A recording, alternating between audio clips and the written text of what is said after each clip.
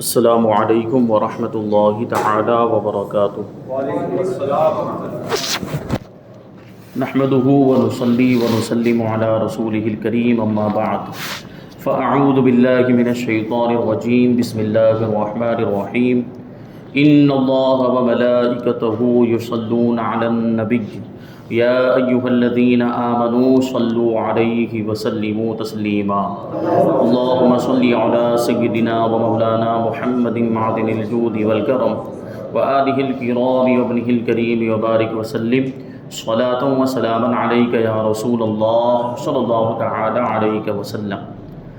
یہاں سے حضور پاک صلی اللہ علیہ وسلم کے شمائل و خصائل کو بیان کر رہے ہیں۔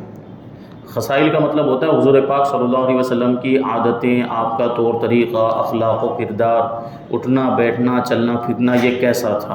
اور شمائل میں حضور پاک صلی اللہ علیہ وسلم کا حلیہ مبارک، حضور پاک صلی اللہ علیہ وسلم کے جسم کے اعضاء کیسے تھے، حضور پاک صلی اللہ علیہ وسلم کا قد مبارک کیسا تھا، اور یہ ساری چیزیں اس میں آتی ہیں۔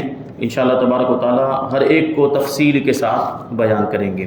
حضور اقدس صلی اللہ علیہ وسلم کو اللہ تعالیٰ نے جس طرح کمال سیرت میں تمام اولین اور آخرین سے ممتاز اور افضل و اعلیٰ بنایا، اسی طرح آپ کو جمال صورت میں بھی بے مثل و بے مثال پیدا فرمایا۔ یعنی آپ کی سیرت بھی بے مثال اور آپ کی صورت بھی بے مثال تھی۔ اور آپ حضور اکرم صلی اللہ علیہ وسلم کی شان بے مثالی کو بھلا کیسے ہم سمجھ سکتے ہیں؟ ہم اور آپ حضور پاک صلی اللہ علیہ وسلم کی شان بے مثالی کو نہیں سمجھ سکتے۔ حضرات صحابہ کرام جو دن رات سفر و حضر میں جمال نبوت کی تجلیاں دیکھتے رہے، انہوں نے محبوب خدا صلی اللہ علیہ وسلم کے جمال بے مثال کے فضل و کمال کی جو مصوری کی ہے، یعنی تصویر کشی کی ہے، جو انہوں نے بیان کیا حضور پاک صلی اللہ علیہ وسلم کے اخلاق و کردار کو اور حضور کے جمال کو، حضور کی صورت کو جو انہوں نے بیان کیا، اس کو سن کر یہی کہنا پڑتا ہے کہ جو کسی مداح رسول نے کیا ہی خوب کہا ہے کہ لم یخلق الرحمن مثل محمدی ابدا وعلمی انہ لا یخلق، یعنی اللہ تعالیٰ نے حضرت محمد صلی اللہ علیہ وسلم کا مثل پیدا فرمایا ہی نہیں، یعنی حضور کے جیسا اللہ تبارک و تعالیٰ نے پیدا کیا ہی نہیں، اور میں یہی جانتا ہوں، میرا یہی عقیدہ ہے کہ وہ کبھی پیدا کرے گا بھی نہیں، یعنی اللہ تبارک و تعالیٰ حضور پاک صلی اللہ علیہ وسلم کے مثل کسی کو پیدا نہیں فرمائے گا۔ صحابی رسول اور تاجدار دو عالم صلی اللہ علیہ وسلم کے درباری شاعر حضرت حسان بن ثابت رضی اللہ تعالیٰ عنہ نے اپنے قصیدہ حمزیہ میں جمال نبوت کی شان بے مثال کو اس شان کے ساتھ بیان فرمایا۔ وہ کہتے ہیں وَأَجْمَلَ مِنْ كَلَمْ ترقت عینی وَأَكْمَلَ مِنْ كَلَمْ تَلِدِ النِّسَاءُ، یعنی یا رسول اللہ صلی اللہ تعالیٰ علیہ وسلم، آپ سے زیادہ حسن و جمال والا میری آنکھ نے کبھی کسی کو دیکھا ہی نہیں، اور آپ سے زیادہ کمال والا کسی عورت نے جنا ہی نہیں۔ خلقت مبرأ من کل عیب کأنک قد خلقت کما تشاء، یا رسول اللہ صلی اللہ تعالی علیہ وسلم، آپ ہر عیب اور نقصان سے پاک پیدا کیے گئے، گویا آپ ایسے ہی پیدا کیے گئے جیسے حسین و جمیل آپ پیدا ہونا چاہتے تھے۔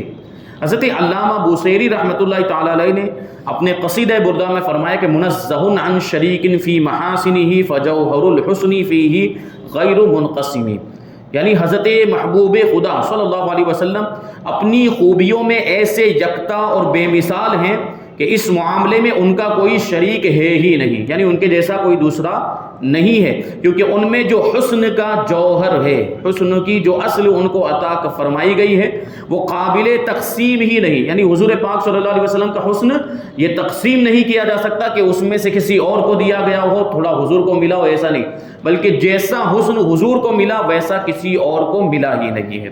اعلیٰ حضرت امام احمد رضا خان رضی اللہ تعالیٰ عنہ نے بھی اس مضمون کی عکاسی فرماتے ہوئے کتنے نفیس اور پیارے انداز میں فرمایا کہ تیری خلق کو حق نے جمیل کیا، یعنی تیری پیدائش کو اللہ تبارک و تعالیٰ نے جمیل کہا، اور تیرے خلق کو حق نے عظیم کہا، تیرے اخلاق کو اللہ تبارک و تعالیٰ نے عظیم کہا۔ کوئی تجھ سا ہوا ہے نہ ہوگا شہا، تیرے خالق حسن و ادا کی قسم۔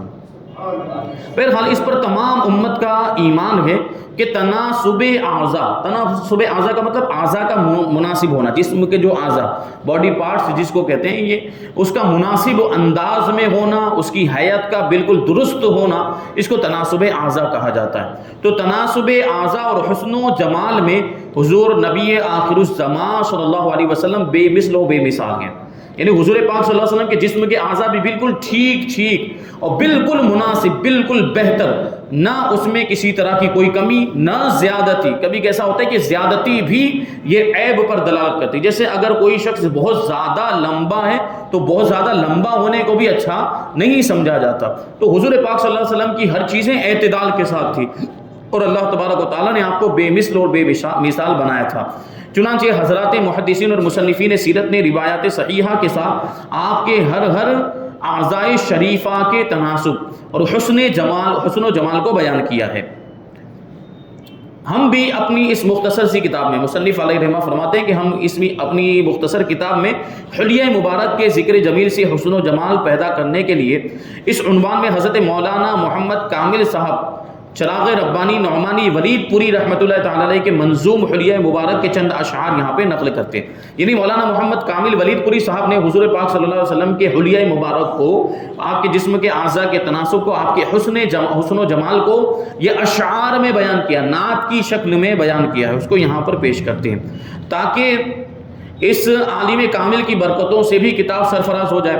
حضرت مولانا موصوف نے اپنی کتاب پنجہ نور میں تحریر فرمایا، حلیہ مقدسہ روح حق کا میں سراپا کیا لکھوں، یعنی حضور پاک صلی اللہ علیہ وسلم کا سراپا کیا لکھوں، حلیہ نور خدا میں کیا لکھوں۔ حضور پاک صلی اللہ علیہ وسلم اللہ کے نور ہیں، اور اس لیے آپ کو نور خدا کہا جاتا ہے۔ نور خدا کا حلیہ میں کیا لکھوں، یعنی حضور کی شان ایسی کہ بیان ہی نہیں کی جا سکتی۔ پر جمال رحمت للعالمین جلوہ گر ہوگا مکان قبر میں، پر جمال رحمت للعالمین جلوہ گر ہوگا مکان قبر میں۔ ہر مومن کی قبر میں حضور پاک صلی اللہ علیہ وسلم تشریف لاتے ہیں، قبر روشن اور منور ہو جاتی ہے۔ اس لیے آ گیا مجھ کو خیال مختصر لکھ دوں جمال بے مثال، تاکہ یاروں کو میرے پہچان ہو اور اس کی یاد بھی آسان ہو، کیونکہ اشعار کی شکل میں جو چیز لکھی جاتی ہے اس کو یاد کرنا تھوڑا آسان رہتا ہے، وہ اشعار جلدی یاد ہو جاتے ہیں۔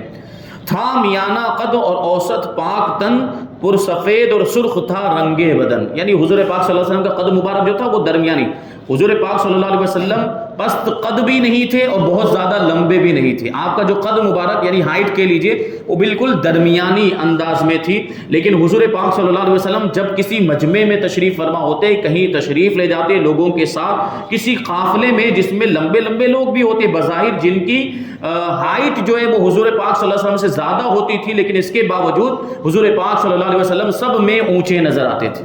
اللہ حضرت نے کیا فرمایا، سارے اونچوں میں اونچا سمجھیے جسے ہے اس اونچے سے اونچا ہمارا نبی۔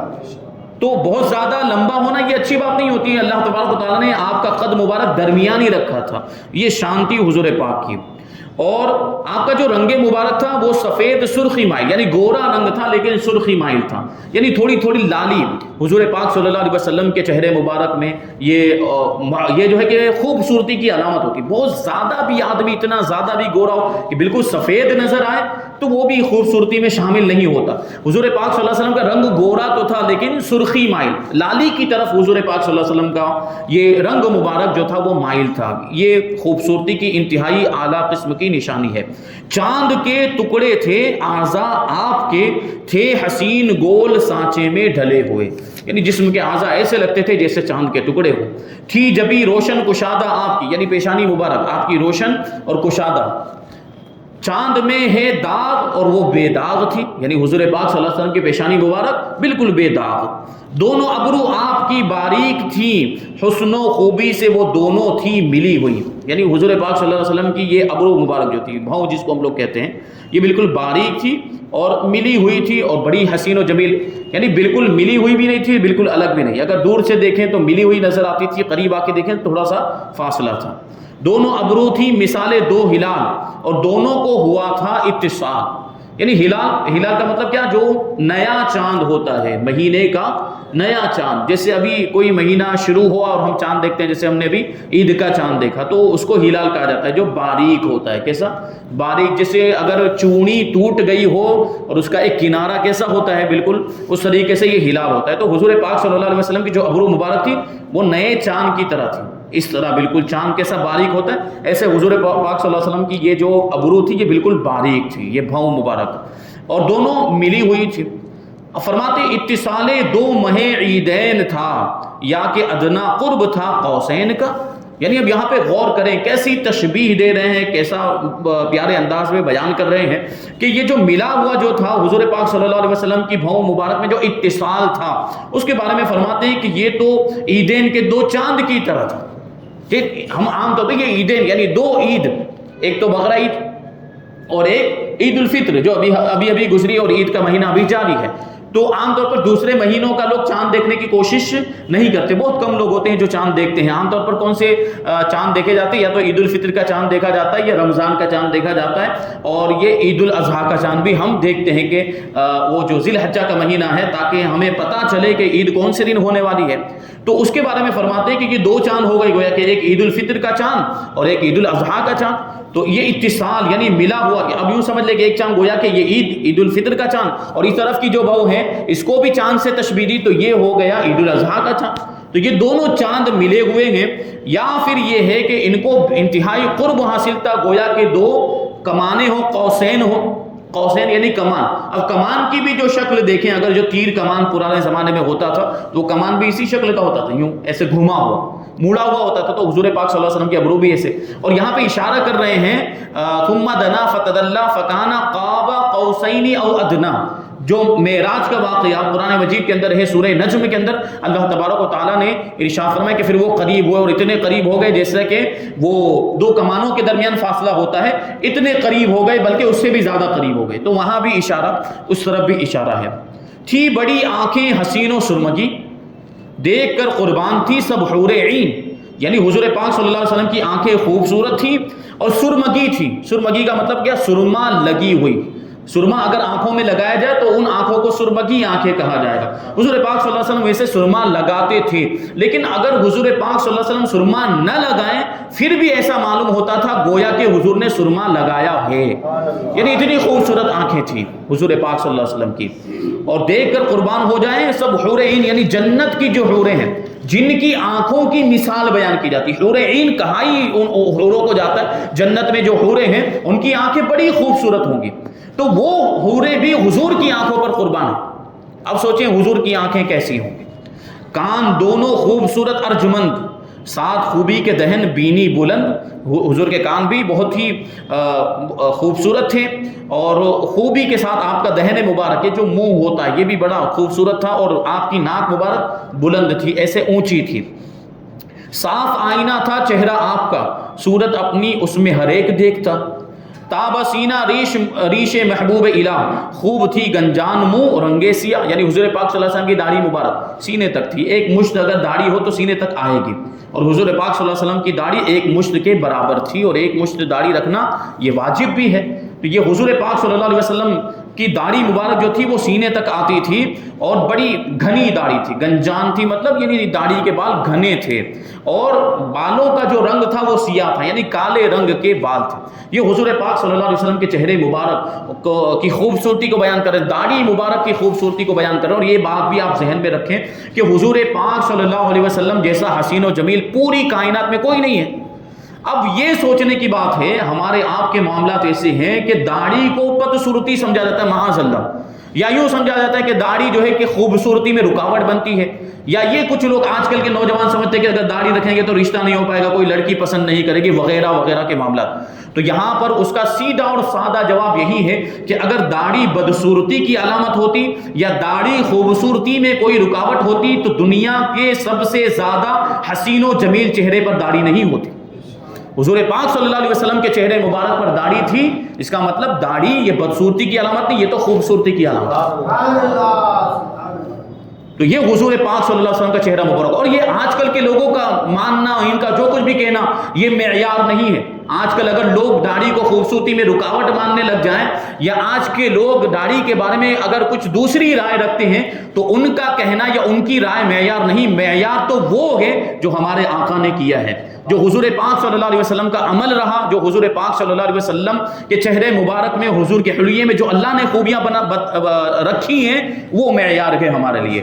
تو یہ تو دیکھیں اللہ تبارک و تعالیٰ نے حضور پاک صلی اللہ علیہ وسلم کو یہ شان عطا فرمائی، تو ہمیں اگر معلوم کرنا ہے کہ خوبصورتی اصل میں ہوتی کیا ہے، ہمیں اگر جاننا ہے کہ خوبصورتی کا معیار کیا ہے، تو حضور کے چہرے مبارک کو پڑھے، حضور کے حلیہ مبارک کو پڑھے۔ تو حضور کا چہرہ تو ایسا تھا، حضور نے تو داڑھی رکھی ہوئی تھی، تو یہ خوبصورتی کی علامت ہے۔ بہرحال لوگ آتے ہیں گھوم گھوم کر، پہلے ایسا ہوتا تھا کہ بالکل شیو کر دیا جاتا تھا، لیکن اب داڑھی رکھنے کا بھی رواج ہو گیا۔ یہ تو لیکن یہ جو داڑیاں رکھی جا رہی ہیں، یہ سنت کی نیت سے نہیں رکھ رہے لوگ، یہ تو بھائی کسی ہیرو کو کاپی کر رہے ہیں، اس کے اسٹائل کے مطابق اگر کسی نے ہیرو نے رکھ لیا، یہ تو بڑے معاملات ہیں ہمارے یہاں کے کہ ہیرو کو کاپی کیا جا رہا ہے، ہیرو کے انداز کو اپنایا جا رہا ہے، لیکن جس کے انداز کو اپنانے میں کامیابی ہے اس کے انداز کو نہیں اپنا رہے، یعنی حضور کی سنتوں کو اپناتے نظر نہیں آتے ہیں۔ یہی تو اسی وجہ سے تو ہماری قوم ناکام ہو رہی ہے، اسی وجہ سے ہماری قوم کو ہر مقام پر نقصان کا اور ذلت و رسوائی کا سامنا کرنا پڑ رہا ہے۔ اگر حضور پاک صلی اللہ علیہ وسلم کی سنتوں کو اپناتے، حضور کے طور طریقوں کو اپنا لیتے تو کامیابی مل جاتی ہے۔ اب داڑھی بھی رکھ رہے ہیں اور سنت کی نیت کر لیں تو کتنا فائدہ ہوگا ان کو، لیکن اب جو داڑھی، معاذ اللہ اگر یہ جو ہیرو انتہائی قسم کے ناکام جو ہے اپنی نجی زندگی کے اعتبار سے جو ہیرو ہوتے ہیں اداکار، یہ بالکل ناکام ہے، کوئی ڈرگس لیتا ہوا نظر آئے گا، کوئی نشے کا عادی ہے، کوئی شراب کا عادی ہے، کسی نے اپنی زندگی ویسے ہی برباد کر لی ہے، ان کی جو زندگی یہ اتباع کرنے کے لائق ہی نہیں ہے، فالو کرنے کے لائق ہی نہیں ہے۔ فالو کس کو کیا جاتا ہے؟ جو کامیاب ہو، کس کی اتباع کی جاتی ہے؟ آئیڈیل کسے بنایا جاتا ہے؟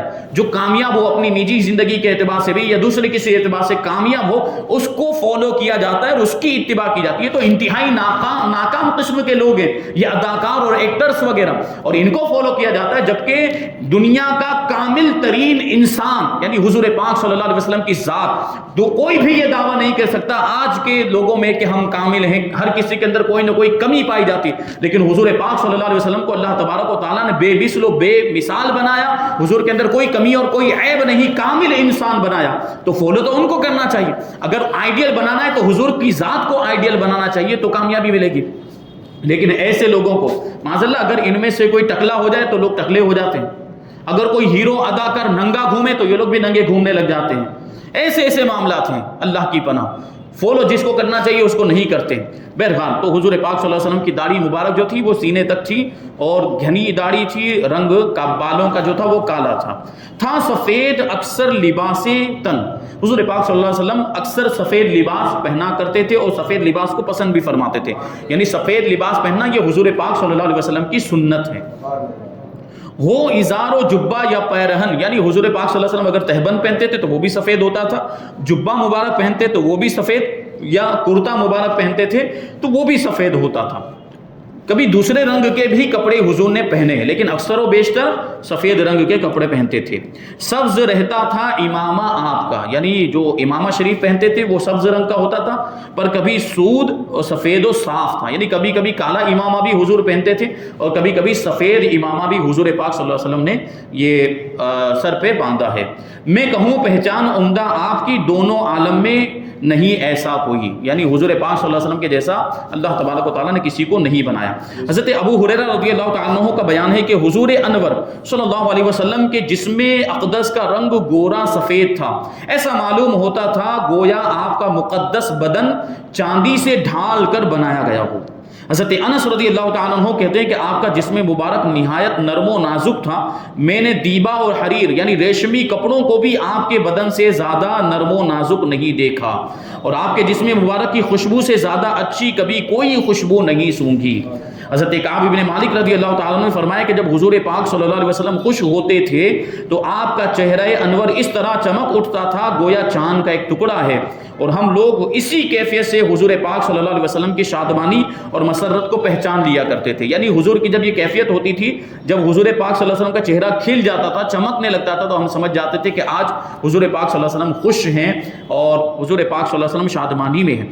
آپ کے رخ انور پر پسینے کے قطرات موتیوں کی طرح ڈھلکتے تھے اور اس میں مشک و عنبر سے بڑھ کر خوشبو آتی تھی۔ چنانچہ حضرت انس رضی اللہ تعالیٰ عنہ کی والدہ حضرت بی بی ام سلیم رضی اللہ تعالیٰ تعالیٰ عنہ ایک چمڑے کا بستر حضور پاک صلی اللہ علیہ وسلم کے لیے بچھا دیتی تھی اور آپ اس پر دوپہر کو قیلولہ فرماتے تھے. تو آپ کے جسم اطہر سے پسینے کو وہ ایک شیشی میں جمع فرما لیتی, کیونکہ ملک عرب یہ گرم ملک ہے اور دوپہر کے وقت یہ دھوپ اور زیادہ ہوتی, گرمی اور زیادہ. حضور پاک صلی اللہ علیہ وسلم لیٹتے تھے تو گرمی کی وجہ سے پسینہ مبارک نکلتا تھا. بی بی ام سلیم, دیکھیں یہ صحابہ کرام, وہ صحابیہ ہیں, ان کا عقیدہ دیکھیں. وہ اگر سمجھتی معاذ اللہ کہ حضور ہمارے جیسے ہی انسان ہیں, اگر وہ یہ سمجھتی کہ ہمارے جیسے ہی بشر ہے تو پسینہ جمع کرنے کا کیا مطلب تھا؟ اس کا مطلب کیا کہ وہ بھی سمجھتی تھی کہ حضور ہمارے جیسے انسان نہیں ہے, ہمارے جیسے بشر نہیں, ان کا پسینہ ہمارے جیسا پسینہ نہیں. عام انسانوں کے پسینوں میں بدبو ہوتی ہے, لیکن یہ حضور کا پسینہ ہے جو مشک سے زیادہ خوشبودار ہے. اس لیے تو جمع فرما لیتی تھی بی بی ام سلیم. اور حضور پاک صلی اللہ علیہ وسلم نے ایک دن دیکھ لیا کہ یہ میرے جسم مبارک سے ایک لکڑی لیتی تھی, اور وہ پسینے کو لکڑی میں ایسے جمع کرتی لکڑی میں, اور پھر لکڑی سے وہ نتار کر وہ ایک شیشی کے اندر بھر لیتی تھی. تو اللہ کے رسول صلی اللہ علیہ وسلم نے پوچھا بی بی ام سلیم یہ کیا کرتی ہو؟ تو حضرت بی بی ام سلیم رضی اللہ تعالیٰ عنہ عرض کرتی یا رسول اللہ یہ جو آپ کا پسینہ ہے یہ سب سے بہترین خوشبو ہے, اسے ہم اپنی خوشبو میں ملائیں گے اور عطر کی جگہ پہ استعمال کریں گے. یہی وجہ ہے کہ حضور پاک صلی اللہ علیہ وسلم, میں نے اس سے پہلے بیان میں جمعہ کے اندر بیان کیا تھا کہ حضور پاک صلی اللہ علیہ وسلم کا پسینہ لوگ مانگ مانگ کر لے جاتے تھے. وہ ایک دلہن کا واقعہ بیان کیا گیا کہ وہ دلہن حضور پاک صلی اللہ علیہ وسلم کے پاس اس کا باپ آیا, دلہن کا باپ, شادی ہونے والی تھی اس کی بچی کی, آ کر کہنے لگا میں بہت غریب ہوں اور عرب میں خوشبو کا انتظام کیا جاتا تھا شادی کے موقع پر. تو وہ باپ کہنے لگا میرے پاس اتنے پیسے بھی نہیں ہیں کہ میں اپنی بیٹی کے لیے جو دلہن بننے والی خوشبو کا انتظام کر سکوں, یا رسول اللہ میرے لیے کہیں سے آپ خوشبو کا انتظام فرما دیں. تو حضور پاک صلی اللہ علیہ وسلم نے ان کو درہم و دینار نہیں دیے لے جا کر خوشبو خرید لینا, یا جو ہے کہ کسی اور کا رابطہ نہیں بتایا کہ وہاں چلے جاؤ اور ان سے رابطہ کرو وہ آپ کو خوشبو دے دیں گے, بلکہ کیا کیا حضور پاک صلی اللہ علیہ وسلم نے ایک شیشی لی اور اپنا پسینہ مبارک شیشی میں بھر کے دے دیا, جاؤ یہ عطر کی جگہ پہ اپنی بیٹی کو لگا دینا. اور بیان کرتے روایتوں میں آیا ہے کہ جب وہ لڑکی وہ خوشبو وہ پسینہ مبارک حضور پاک صلی اللہ علیہ وسلم کا لگاتی تھی, پورے مدینے کے اندر اس کی خوشبو پھیل جاتی تھی, پورے مدینے والے اس کی خوشبو سونگا کرتے تھے, یہاں تک کہ اس گھر کا نام خوشبو والوں کا گھر رکھ دیا. یہ شان تھی یہ, جب حضور کا پسینہ مل جائے اور تو نسلیں مہکنے لگ جاتی ہیں. اعلیٰ حضرت نے کیا کہا, واللہ جو مل جائے میرے گل کا پسینہ, واللہ جو مل جائے میرے گل, یعنی حضور کو گل کہہ رہے ہیں, گلاب کہہ رہے ہیں, پھول کہہ رہے ہیں, کہ واللہ جو مل جائے میرے گل کا پسینہ, مانگے نہ کبھی عطر نہ پھر چاہے دلہن پھول. یعنی کسی دلہن کو اگر یہ حضور کا پسینہ مل جائے تو پھر اس کو کسی عطر کی بھی ضرورت نہیں اور کسی پھول کی بھی ضرورت نہیں ہے. یہ حضور کے پسینے کا عالم تھا. تو دوپہر کو قیلولہ فرماتے تھے, آپ کے جسم اقدس سے پسینے کو حضرت بی بی ام سلیم ایک شیشی میں جمع فرما لیتی, پھر اس کو اپنی خوشبو میں ملا دیا کرتی تھی. چنانچہ حضرت انس رضی اللہ تعالیٰ عنہ نے وصیت کی تھی کہ میری وفات کے بعد میرے بدن اور کفن میں وہی خوشبو لگائی جائے جس میں حضور انور صلی اللہ علیہ وسلم کے جسم اطہر کا پسینہ ملا ہوا. جو ہم تبرکات سے برکت حاصل کرتے ہیں اس کی ایک دلیل یہ ہے. جو کہا جاتا ہے کہ حضور پاک صلی اللہ علیہ وسلم سے تعلق رکھنے والی نسبت رکھنے والی چیزوں میں کوئی برکت نہیں, تو یہ تو صحابہ کرام کا عقیدہ ہے نا. صحابہ کرام دیکھیں یہ ایک واقعہ ہے, حضرت انس نے کہا کہ وہ پسینہ مجھے دے دیا جائے, وہ پسینہ میرے کفن میں لگا دیا جائے, میرے جسم پر لگا دیا جائے جب میں مر جاؤں, تو یہ کیا مقصد تھا اس کا, تاکہ اس کی برکتیں میرے شامل حال ہو جائے. تو یہ صحابہ کرام کا عقیدہ وہی جو اہل سنت و جماعت کا عقیدہ. اللہ تبارک و تعالی ہمیں اہل سنت و جماعت کے عقائد پر قائم رکھے اور اسی پر ہم سب کا خاتمہ فرمائے. جو کچھ بھی بیان ہوا اس پر ہم سب کو عمل کرنے کی توفیق عطا فرمائے. وما علینا الا البلاغ. الفاتحہ.